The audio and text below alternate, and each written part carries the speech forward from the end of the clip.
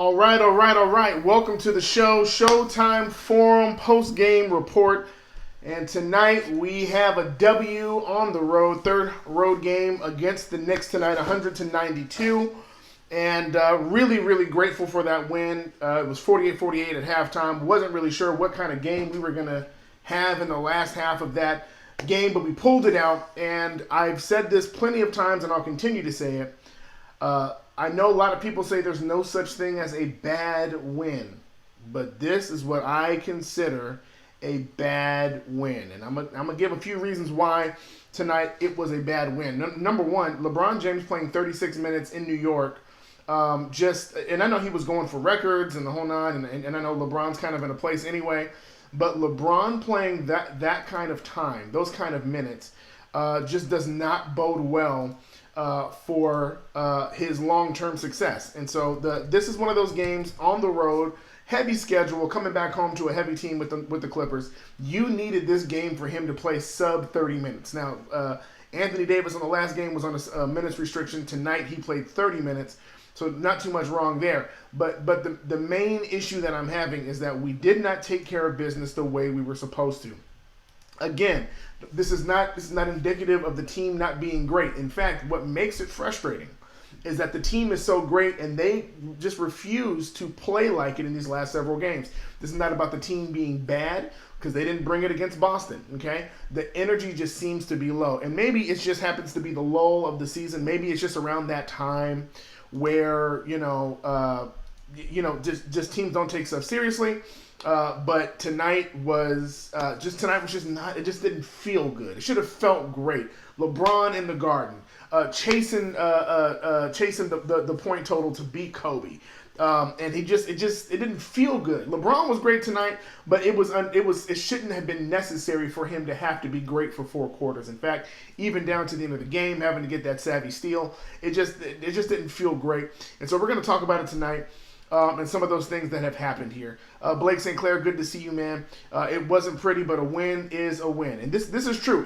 Even though it is, in my consideration, a bad win, it's still a win. And that's ultimately what matters, is that we won, once again. So right now we're sitting at 35-9, and that feels good. You know, you're going into the later half of your January schedule, and to be 35-9 is a good thing. Anthony Davis tonight with 28 points, which was much more efficient than what he had the other night. The other night he was, he was getting back into the swing of things. But tonight he had 2 blocks, which is good. Once again, his blocks are still there. He was 13 of 13 from the free throw line, which means he was aggressive. Getting into the paint. He was 7 of 14 with shooting and 1 of 2 from 3. So he was getting his legs back. Of course, he had his normal 5 assists and normal 5 rebounds there. LeBron did great as well. Almost about the same. 9 for 16, 2 of 5 from the three-point line. But the part that still continues to struggle is that free throw shooting. And so, at the end of the game, he missed 2 free throws. But he had 21 points, and that was fine too. His assist total was only 5. But if you watch the game, you'll notice that a lot of those assists were missed by the people he passed it to. He passed to wide open people. They just, for whatever reason tonight, was just not falling for a lot of the guys. And so it took his assist total down. But when the Lakers are clicking and they're hitting their shots, we tend to do better in those spaces there. JaVale McGee did great, 17 minutes. Of course, he does what he does, man. JaVale McGee is a warrior. Now, what I don't like is that Randall and even Morris on some points had their way in the middle, and that really shouldn't be the case. But tonight, what I did like was seeing that Dwight Howard had 12 rebounds tonight, and the Knicks, as bad as they are a team that values the paint. They allow the least amount of points in the paint. But knowing that Dwight Howard got double-digit rebounds in the paint tonight is a good sign. JaVale McGee added in about 5 rebounds there.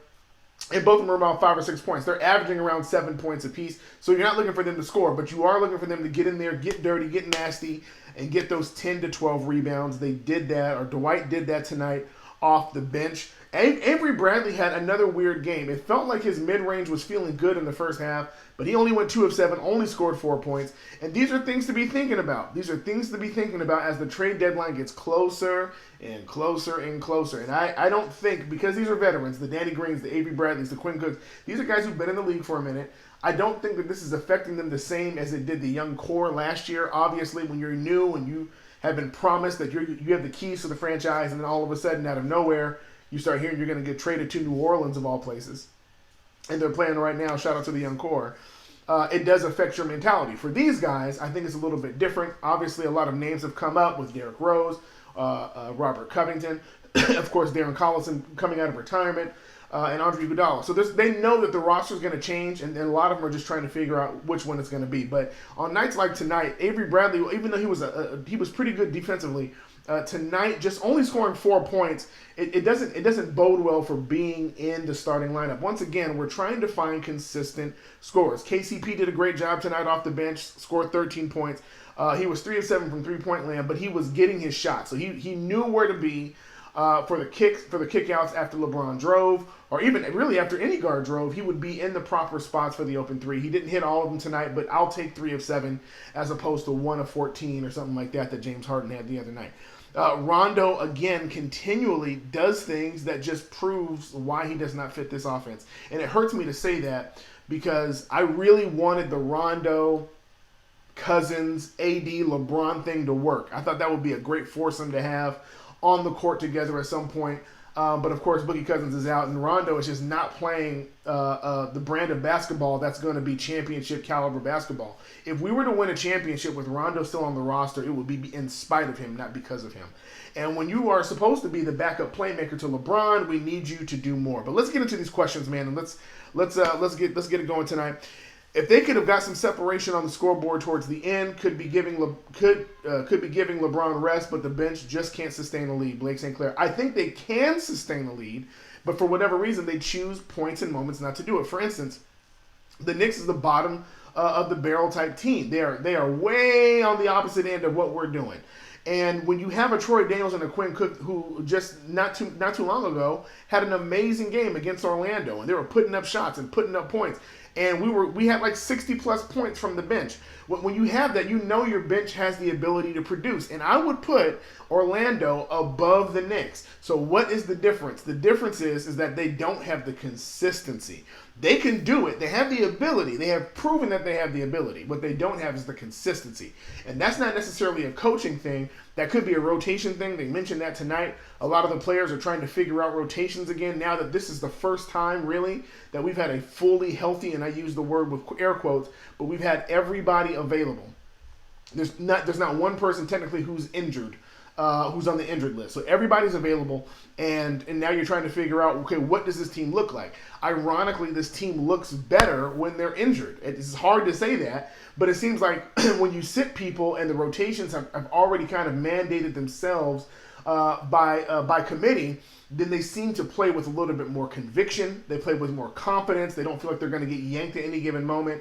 In fact, they play so loose that sometimes they fall into foul trouble. We've seen that with our bigs when AD was out. So it's the biggest thing for them is to find out the combination that's going to unlock their consistency. And I truly believe what unlocks consistency is having a consistent rotation unit. So if I'm just using the Clippers as an example because they have one of the best six men, if you know that you're Lou Williams coming off the bench, you know that you're the leader of that second unit. And so that second unit belongs to you. You coach them on the floor. You know how to get them prepared. You know how to do that. And the rotations are set. For the Lakers, the rotations are not set. And tonight there was just plenty of times where you just couldn't figure out who Frank Vogel was going to put in and when he was going to put him in and why he would put him in. You couldn't figure it out. Once again tonight, to me, would have been a perfect game to have Troy Daniels in. The game is tight. They're obviously killing us from three. You need to have something to counteract that those field goal percentages. And for tonight, it just didn't happen. I know his defense is atrocious. But take a look at the idea of this. Rondo is on the floor with LeBron for majority of his minutes tonight. He was sub 20 minutes, but a lot of his minutes were with LeBron on the floor. When LeBron's on the floor, LeBron is still technically the primary ball handler. Rondo's not great on defense, and if he's not great at shooting, and he's not going to be the primary handler, why is he on the floor? My contention for a Troy Daniels or a Quinn Cook is this. Quinn Cook has proven that he's good at the mid-range off the pick and roll. That's kind of his bread and butter. So if you need a pick and roll, kind of get going off the bench, you would use a Quinn Cook. If you know that LeBron needs shooters and your shooters aren't hitting, your Danny Greens aren't hitting, your Kuzmas aren't hitting, your KCPs are 3 of 7, if you know you need a more consistent three-point shooter, then you spread the floor, put a Troy Daniels in, because you're already suffering on defense with Rondo on the floor anyway. At least you would have somebody who was a far better shooter from 3 than Rondo is. Rondo hit a couple of shots tonight, but nowhere near as consistent. Every time he grabbed the ball, there's a reason why teams have told them, their coaches have told their teams, sag off of him, go under, let him shoot. If he's open, don't even try to run him off the three-point line, let him shoot. If you notice that a lot of Rondo's threes, he's able to set, he has time, because teams don't respect it. If that's Troy Daniels, they are not doing that. And if Troy is smart and they rush at him, that leaves Anthony Davis open. That leaves a JaVale or a Dwight. And so we have to learn how to take advantage of that. But these rotations are causing our bench to play really scared. They're just totally afraid of being yanked out. And that's not going to work. This is similar to what was happening with Luke Walton. When Luke Walton had the team in with the young core, anytime they would mess up or they didn't play defense, they knew they were getting yanked, no matter how great they were playing on the offensive end. But because of that, it caused some issues. And so we need Frank Vogel to set the rotations, let them be what they're going to be, and ride or die with those rotations. Sportsbeard 1, ugly win. Absolutely. Smith 818, somebody's getting traded, bro. Laker film said it's going to be a drag till All-Star. Yeah, it's going to be a drag till Yeah, it is. I think you're getting closer, so you're starting to see trades more. We've seen them in the last couple of weeks. You're hearing much more concrete, definitive names. So you know Detroit's getting rid of players. That's why Derrick Rose's name came up. You know Robert Covington is being shopped. You've heard that name over and over again. The difference is that does not bode well for the Lakers. It's two pieces. Number one, our salaries are not as comparable as other teams, because we signed a lot of minimum contracts and the money doesn't really add up for a player that you would want. And even if they do, because you could technically get a D Rose, because his contract makes sense. Not only you can technically get those, but there's other teams that are bidding and they probably have better pieces than what we have. So and just to be honest with you, no team is trying to help the Lakers get a championship, especially now. So it's a lot going on with that. But the closer you get to that February deadline, you're going to start seeing teams become much more. They're going to panic much more. They're going to be much more desperate, which bodes well for the Lakers. And we already know Rob Pelinka is a shark when it comes down to making deals. So I don't know who's getting traded, but if Kuzma continues to play as inconsistent as he's doing, if Rondo continues to be a problem, there's too much opportunity right now in this season to seize the moment in this league and go grab that chip for us to be complacent on the trade block. So somebody's going to get traded. Probably a few people are going to get traded. The ideal situation, if I'm just being honest, if you could find a trade where you could dump 2 or 3 people, that leaves enough room for you to get a playmaking guard like a Derrick Rose, and still be able to sign an Iguodala if he gets cut, and sign a Derek Collison if he gets out of retirement, that would be ideal. That would be ideal. But we'll see what happens. Blake St. Clair. It still feels like 1 step forward, 2 step back, or 2 back for Kuzma. Same even for Green and Bradley too. Yeah, I know Danny Green. Once again, I'm gonna say this: Danny Green is not in danger of getting traded, and I'm gonna tell you why. They're looking for him to become what he's always been in the playoffs. Danny Green is streaky, and they'll ride his low points knowing that his high points can come at crucial moments. And you want his streaks to hit, especially when you're doing playoff runs. And so Danny Green's not in any danger of being traded. But Avery Bradley's another case. Avery Bradley, this is his season to prove himself. He wanted to prove himself defensively, and he's been pretty decent defensively. I wouldn't call him a bad defender by any stretch of the imagination. But on a team that needs production as well as defense, offensive production, scoring 4 points here, 5 points here, and you're constantly averaging below 10.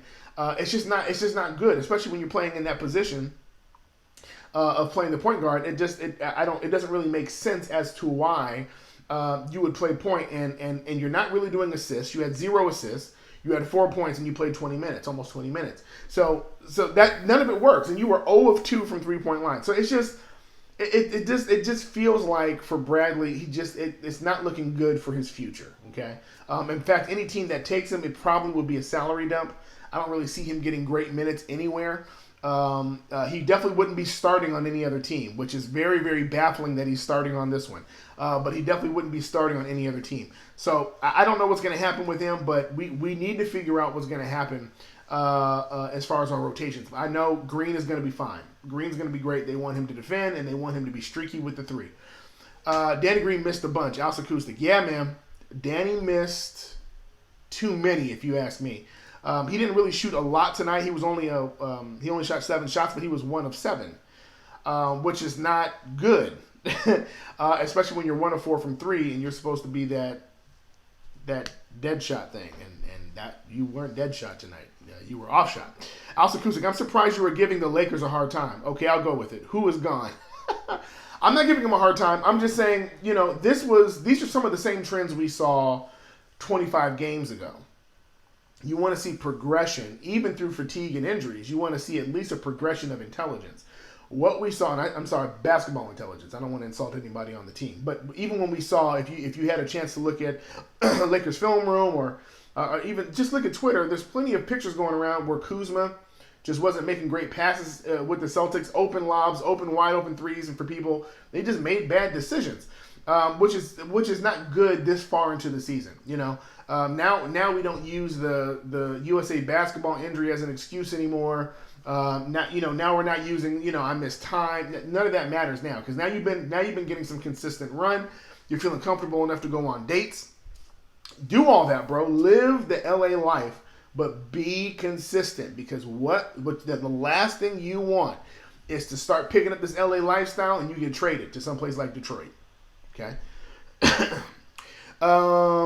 Laker Metropolis, the Dotson kid was lights out from 3. Listen, here's what's funny about that. When I played 2K20 and I played the Knicks, Dotson was lighting me up on 2K. And that's how I learned his name. So when I saw him tonight lighting up threes, I was like, man, this kid really legitimately can shoot threes. And the difference between what the Knicks were doing and the Lakers were doing is the Lakers are still trying to figure out how to play within the confines of this offense that they're still constructing. But the Knicks, we're the bottom of the barrel. It doesn't matter. We're not going to the playoffs. We're not winning a championship. Just let it fly. And they're shooting with confidence. There's no pressure on the line. They're just going for it. For the Lakers, it almost feels like every time they shoot a 3, they're afraid that someone's going to write about them in a paper or they're going to be talked about on SportsCenter. So the confidence of being able to play free is still something that you need. One of the reasons why we love the Mamba so much, we love Kobe so much, is because no matter what he does and no matter what people say, that man is going to shoot the ball. Full conviction, full confidence. But this is also what he does. And they were talking about this on the Up and Smoke podcast with Steven Jackson and your boy Matt Barnes. They talked about the fact that he will go out with the team every now and again, but he also will be up at 5:30 waking up the team saying, let's go get these shots in before practice. The idea is this: your work ethic needs to be greater than your party life. And we need to hear rumors, and I'm talking about not just Kuzma, but anybody else who's on this team. We need to hear rumors about how hard they're working in that gym, because that is the mentality that brings championships. It's also the lack of that mentality that caused the great breakup of Shaq and Kobe. There's a certain work ethic that is necessary underneath the pressure of the Los Angeles lights. You put in all the work away from the cameras so that when you step out on that court, you are so confident in what you've worked on. I'm not talking about practice. I'm not talking about hanging out with Lethal Shooter for a couple hours a week. I mean, you're putting in that consistent 5 a.m. grind. And this team has it. It just seems like they turn it on every now and again, and then they decide to turn it off. Blake St. Clair, no one has really commanded their bench position. The whole bench rotation still seems up in the air, which I agree is hurting the overall team. Unless people are out injured, it's almost too many cooks. Yeah. And part of that I will give. Part of that was because, injuries have been kind of consistent, and so you've really been giving people opportunities based upon have to as opposed to earning it. But now we're in that space now where people have to earn it. And I'm sure somebody's going to get some kind of small nick or some injury at some point, and they're going to be out again. But the key is this. If you don't have the mentality to step up and say, this is my role, I'm not trying to earn starting minutes, none of that stuff. The reason why Dwight has been so efficient for us is because his role is solidified, period. He knows that him and JaVale McGee are there to make it happen. They're there to do dirty work. He's going to come off the bench, and when he comes off the bench, he's going to give it his all. If everybody on the bench had that mentality, in fact, I think the reason why we've seen an uptick in Troy Daniels and Quinn Cook is because they have settled in and knowing that Caruso and Rondo are going to be the guards ahead of us. But when we get in, we're going to give it our all. The problem is that there are still members of this team that are still trying to define themselves by their resume, as opposed to what we need right now.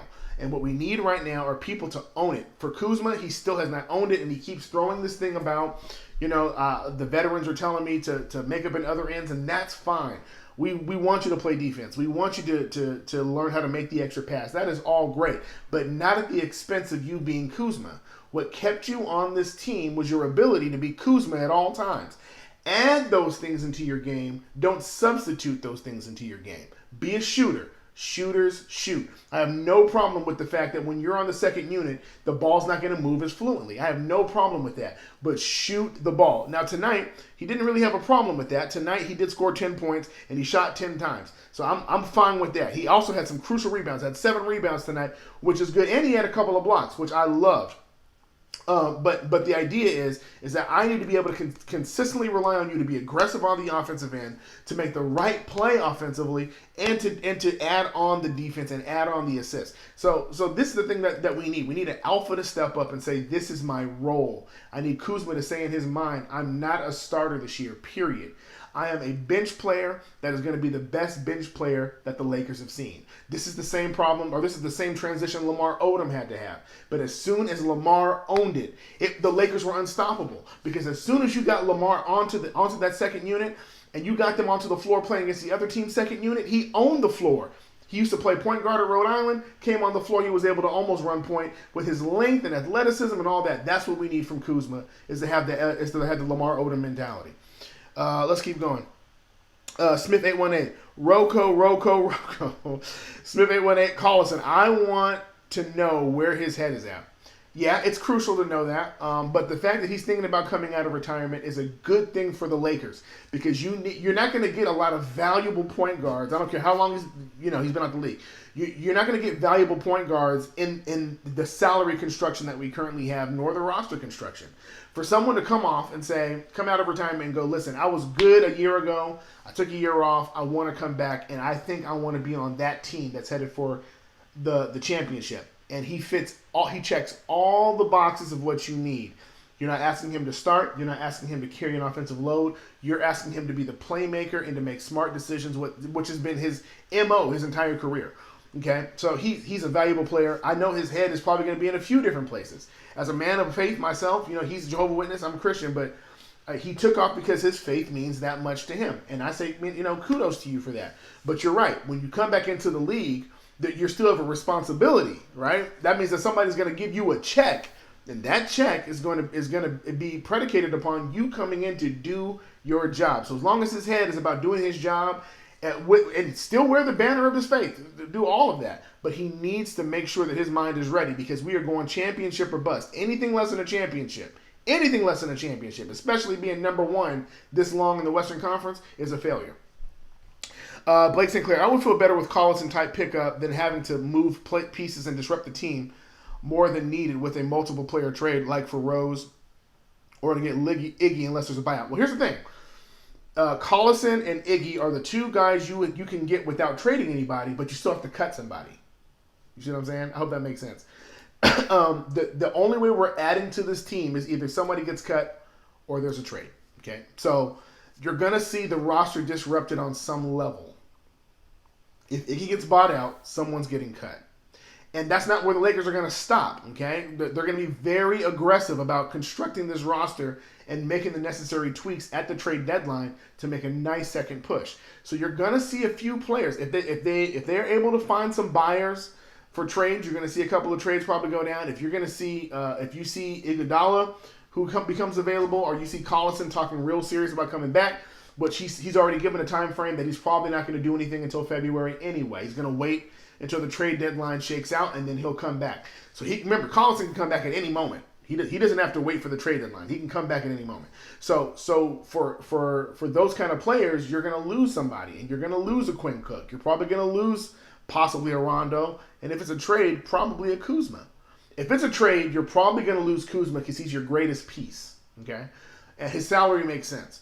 If you're going to see a cut, you're probably going to lose a Quinn Cook and or Troy Daniels because their salaries make sense and they're most expendable in the rotations. Does that make sense? So now, with that being said, if you know how LeBron works, okay, LeBron has been known to ship people out, and the new people come in, and he makes the chemistry work unbelievable. Okay, the drama comes with the people that left, right? So he's already shipped out a Derrick Rose before. He shipped out his own homie, Dwayne Wade. So he's gotten rid of people. That's not the issue. The issue is what makes LeBron a great leader is he's able to acclimate people into a culture mid-season. He's proven that. He's able to put people in mid-season, and they fit great. Okay, so that I'm not so much worried about that as long as LeBron is going to be the voice in the room. Is Green playing $15 million basketball? Nah, still won't trade him. Maybe. Smith 818. He's not, but they didn't give him $15 million. Hear me. They didn't give him $15 million to play great during the season. They asked him to play defense during the season. What they're asking him to add in the playoffs is the streaky three-point shooting and be consistent. And what got us so excited in the early part of the season when he hit that three that sent into overtime was because he did that glimpse of what we've seen him do in the playoffs. That's what we're going to need. Okay, so I'm telling you, just settle your minds and your hearts. He may score 15, 20 points here and there, but it'll probably be around 5, 8, maybe 3 points, and we're looking for him to play defense. He's not going to be the guy who, when you look at his salary and then look at his production on the stat sheet, where it's going to make sense. Okay, now, with that being said, Danny Green on the floor tonight was a +4. So it shows you, on some level, okay, that he's valuable on some level, okay? Now, I won't put too much stock in that because Dwight Howard was a -6, and the man had 12 rebounds and 6 points. So for me, I can't, that doesn't always measure up, but I'm just kind of giving you a gauge of that. Okay, here we go. Guys, I'm getting excited. Smith, let that man get traded to Detroit, play in front of the home crowd. Smith 818. Listen, this is another theory that I have, guys. The theory that I have is that part of the reason they kept Kuzma was for a potential trade piece later. I think fighting for that made sense. I think Kuzma was already shown that he played well with LeBron, but I think they already knew that if it doesn't work out, we still have the option to trade him. That's why his name is still coming up. And here's the key. The Lakers have been very, very intentional about the things they speak about. Okay, you'll hear rumors all the time. This has been happening since the summertime and all that drama. They will speak when they know they want something said. And so the fact that they have not said that Kyle Kuzma is safe, they've intentionally not said that Kyle Kuzma is safe. That is something that you need to pay attention to. That means that they are listening to offers for Kyle Kuzma. Okay. That is the key. Okay. Now, what I've heard is that everybody's available to be traded. I don't believe that. I believe majority of these players are safe. There's no way you're trading Dwight.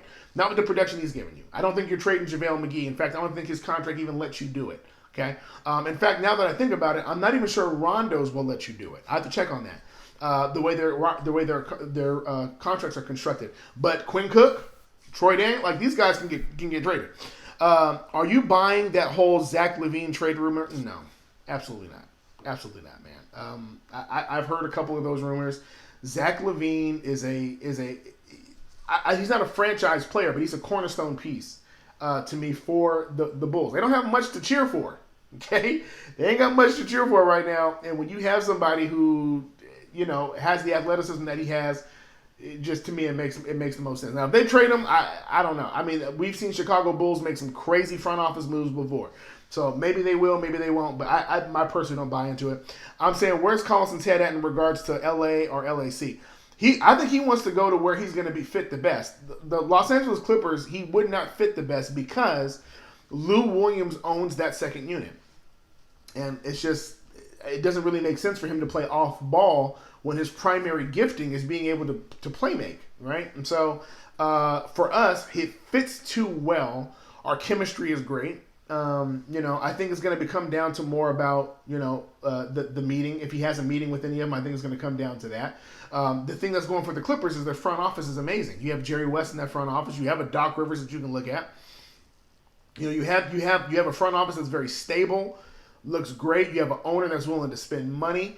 And so for Collison, that could be attractive, but I think for him it's going to be about basketball and purely basketball. And on that by itself, okay, I think that by itself, the Lakers, it fits more for him. They're far more welcoming. The Clippers are going through their own drama inside their locker room, and of course, they're playing great. Kawhi's playing great in the whole nine.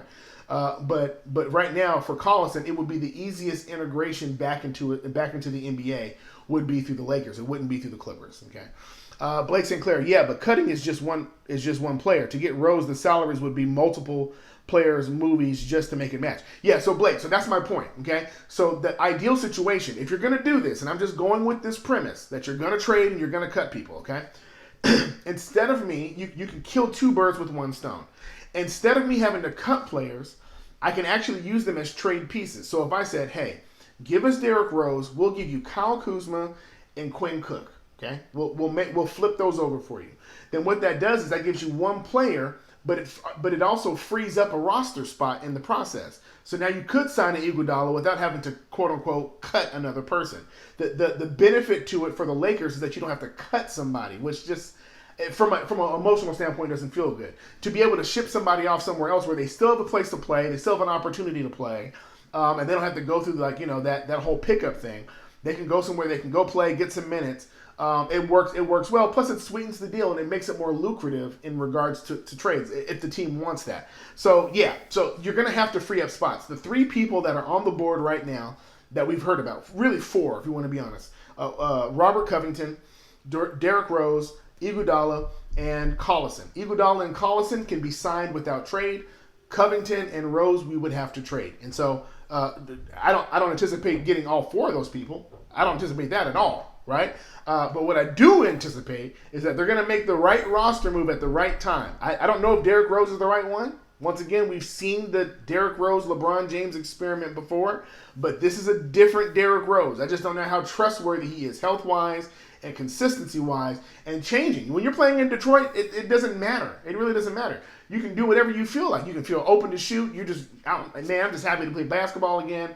It's the closest thing to me as playing overseas. Is that there's no expectations on me out here except just to ball out. So I don't know if that would fit well in LA where the pressure's going to be on. I want you to think about this. If you woke up tomorrow morning and you heard that there's been a trade, Kyle Kuzma to Detroit and Derrick Rose to the Lakers, the amount of attention that would go towards Derrick Rose out of nowhere would be so intense, he'd have to be mentally prepared to handle that. And that means if you have a game where you score 3 points and Kyle Kuzma has a game where he scores 20 in Detroit, they're instantly going to be like, man, we should have never made that trade. And can he handle that level of scrutiny, right? For Iguodala, he don't care. Iguodala don't care about none of that. Number one, his contract has already been bought out, so he got his money. He already has rings. He ain't got to prove nothing to nobody. If he comes in and scores 2 points, his legacy is secured, right? And the same thing for Collison. For Collison, there really is there's no downside for him outside of him coming back. It's not even sure that he's playing for next year's contract. So, there's too many upsides to it. But for the Lakers, they have to make a decision as to what they're going for. If Cook gets cut, I feel he would be picked up by another team. He probably would. He probably wouldn't get a lot of run. He's not getting run now. He would need to get picked up by I'm trying to think of a team like a Bulls. He would need to be picked up by a team that has a pretty open rotation, Sacramento, something like that. But if he went to the Celtics, and I'm just throwing out names, if he went to the Celtics or the Bucks, he's not getting run. You know what I mean? There ain't nobody putting him on not only the starting lineup, he wouldn't be a backup. He'd be like the third tier. It's not bad. KCP has the bird rule, right? Yeah, KCP cannot be traded. So that's part of the reason why he's playing lights out is because he ain't got to worry about that. Blake Sinclair, I remember watching the Lakers workout videos for Zach LaVine. He basically doesn't miss a shot. That would be insane. Zach has been missing some shots lately, though. He gets when he's streaky like most players. When he's going, he's hot, man. He's going. But when he misses, he misses, man. I don't see many teams helping Pelinka make moves to get the Lakers even better. No, but see, this is the game. This is the dance. What John Ireland will call the dance of the lemons, right? So what you're trying to do is you're trying to find a piece that works well with your group, but that may not be working well where you're at. So the reason why Derrick Rose makes sense is because the Pistons are going nowhere. And it would make sense to have a young piece like a Kyle Kuzma that you can build on for the future. as opposed to a Derrick Rose who's towards the end of his career. So for the Lakers, it would make sense in the idea of I have a playmaking point guard that I could throw back into the lineup now. That's been showing all season. They're far more consistent than a Kyle Kuzma has been. So it's one of those dances of trying to make things work. So it wouldn't necessarily be about making the Lakers better as much as it would be like, how can I make sure that I'm setting ourselves up for a better future? And I think Detroit makes sense for that. Even tonight with the Knicks, they were talking about Morris, being a possible trade piece. I don't know how that's going to work. I don't really know how sure that is. Every time I hear a Knick rumor, I start to kind of back up a little bit. But Morris would be a tremendous addition to this team. Tremendous. I would easily, and I know it sounds crazy because Kyle Kuzma has such an upside, but you're talking about a championship run, I would take Morris. If you're telling me I could trade Kuzma for Morris, I would do it. And I know I'm probably in the minority on that, but I'm telling you I would. I'm talking about this year, okay? Cook will go back to the Warriors maybe. Once again, that's a perfect example. Yeah, he would probably go back to the Warriors because, that's the perfect place to do it. He would bring leadership in there. He already knows the culture, the whole nine. But once again, Lakers get the win anyway. Let's do our normal standard procedure. Let's go look at the next few games. Excuse me, for the Lakers. We're coming to the end of the road trip now. This was kind of like the halfway point a little bit. It was good to get the W, okay? But now we're going up against Brooklyn.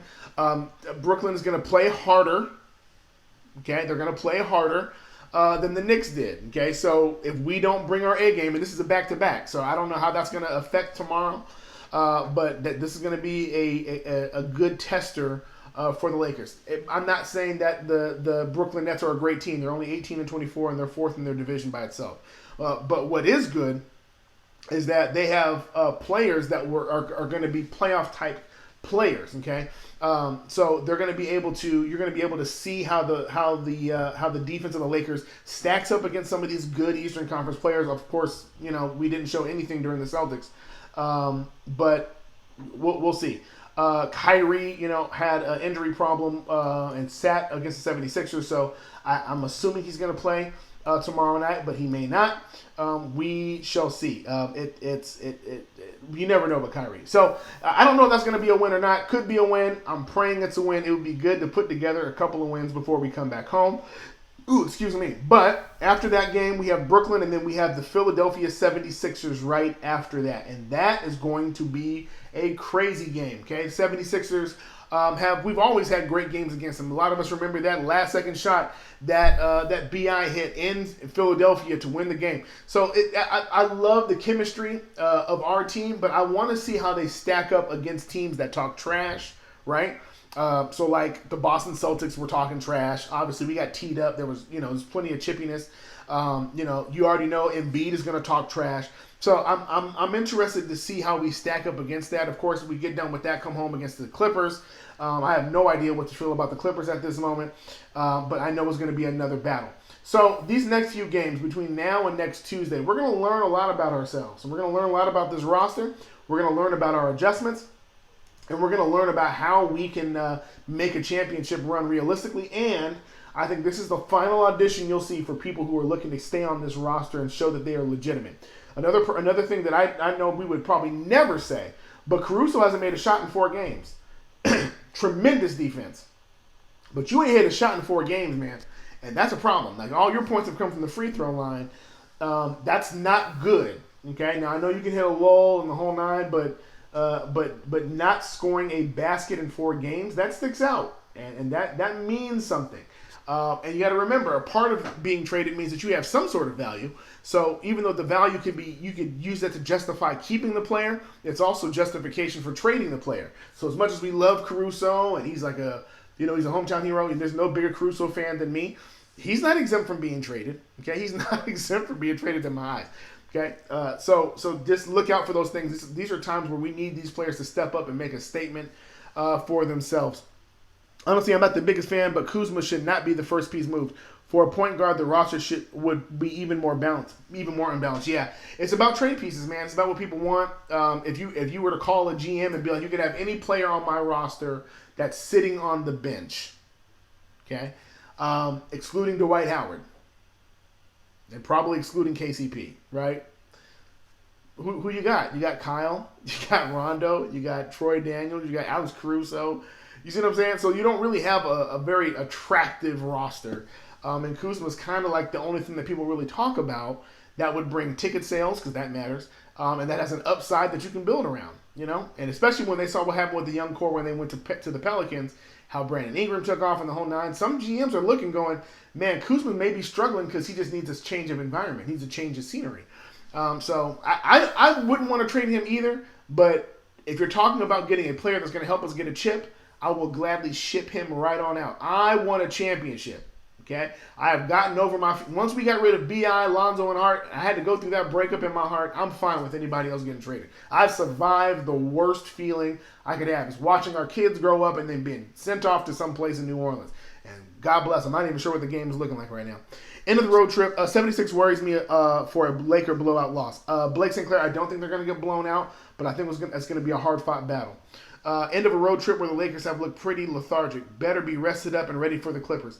They'll be ready for the Clippers. The question is that are they going to be in a double-digit loss column at that time, or are they going to be beat up coming back in? So we'll see. We'll see where their mentalities are at. But I appreciate you guys hanging in with me tonight. It's a short one tonight.